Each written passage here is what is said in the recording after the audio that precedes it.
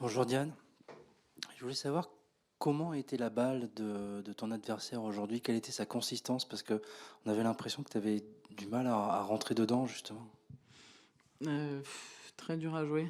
C'était très haut, c'était moins lourd que ce que j'ai pu avoir, surtout dès mes derniers matchs. Et puis en plus sur le central, ça rebondit beaucoup. Donc je savais qu'elle allait jouer de cette manière-là. Mais après, une fois sur le terrain, c'est pas simple à jouer.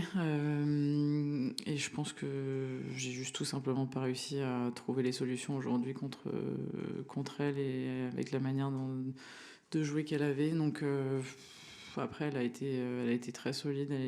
Je trouve très intelligente dans sa manière de jouer. Elle donne toujours des balles différentes, donc c'est dur d'anticiper et de s'adapter.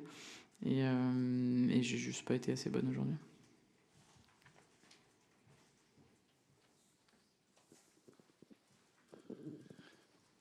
Bonjour Diane.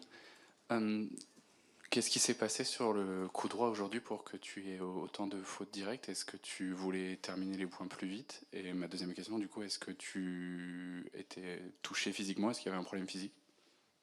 Bah, un petit peu de fatigue qui s'accumule, ça c'est normal, mais sa manière de jouer qui m'a beaucoup dérangé. J'ai pas réussi à m'appuyer sur sa balle, à trouver la bonne manière de taper mon coup droit. Je savais que si je m'embarquais dans sa manière de jouer, j'allais pas gagner parce qu'elle est beaucoup plus forte et plus habituée à ça. Donc moi, il fallait quand même que j'essaie de rentrer dedans et d'essayer de lui faire mal avec ma qualité de balle. Mais ça a été trop dur à faire aujourd'hui. J'avais peut-être pas assez d'énergie pour pouvoir produire assez de puissance, être assez bien placé à chaque fois sur chaque balle. Donc je pense que c'est une combinaison de plein de choses qui ont fait que le résultat était mauvais, quoi.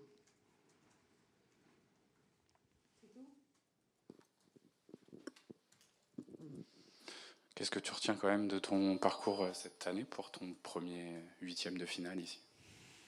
Bah, chaud, c'est toujours dur de voir le positif. C'est vrai qu'on est forcément déçu de la défaite parce que on a envie toujours d'aller plus loin. On se dit que c'était aussi un bon match à jouer pour aller en quart de finale à Roland-Garros. Donc il va falloir encaisser un petit peu la défaite et le fait de ne pas avoir su saisir les opportunités qui se présentaient et après en tirer quand même tout le positif parce que c'est vrai qu'il y a un mois si on m'avait dit que j'en serais là aujourd'hui j'aurais signé donc il y a quand même beaucoup de positifs, beaucoup de bonnes choses, mais il faut que j'essaye de m'appuyer là-dessus pour continuer à travailler dur les prochaines semaines et que les résultats continuent. Diane, tu es une joueuse qui intériorise beaucoup tes émotions sur le court, tu laisses pas transparaître beaucoup de choses. Est-ce qu'il n'y aurait pas pu y avoir un moment où justement où tu aurais pu essayer d'en appeler au public, même si c'est pas forcément dans ta nature, pour essayer de, je sais pas, peut-être de la perturber, de te booster?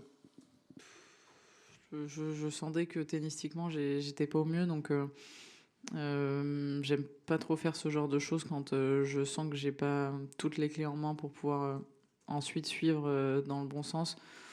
Sur les matchs d'avant, j'aurais pu possiblement le faire parce que voilà, il y avait des opportunités, des moments où c'était un petit peu plus chaud, tendu et où je sentais que c'est vrai que l'ambiance pouvait déranger un petit peu les adversaires.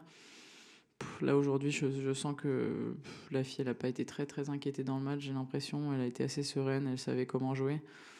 Et moi, je me sentais pas de faire appel au public, même si c'est dur aussi sur le terrain parce qu'on a envie de pouvoir en donner plus et de plus de spectacles, plus de niveau de jeu et qui soit capable de vibrer un petit peu. Mais j'ai pas été capable de le faire aujourd'hui, donc je pensais pas que c'était le bon moment pour le faire. Euh, Roland Garros, on sait que c'est toujours particulier pour des Français, notamment en deuxième semaine. C'est à la fois très galvanisant, mais c'est aussi pas mal de pression.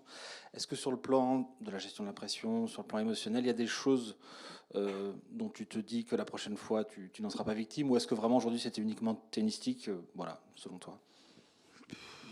Euh, Après, c'était une nouvelle pour moi, donc c'était très positif et bien évidemment, j'étais la dernière en course, la dernière française en course, mais en même temps, c'était quelque chose de nouveau pour moi. Donc, est très excitant, donc il y avait plus d'envie que de pression, je pense. Après, il y a peut-être un peu de fatigue qui s'est accumulée, et du coup un peu moins lucide sur le terrain, peut-être un peu plus vite frustré et agacé. Et ça peut vite faire la différence sur ce genre de match-là, de pas rester assez calme, de pas trouver les solutions, et on en peut éviter conséquences.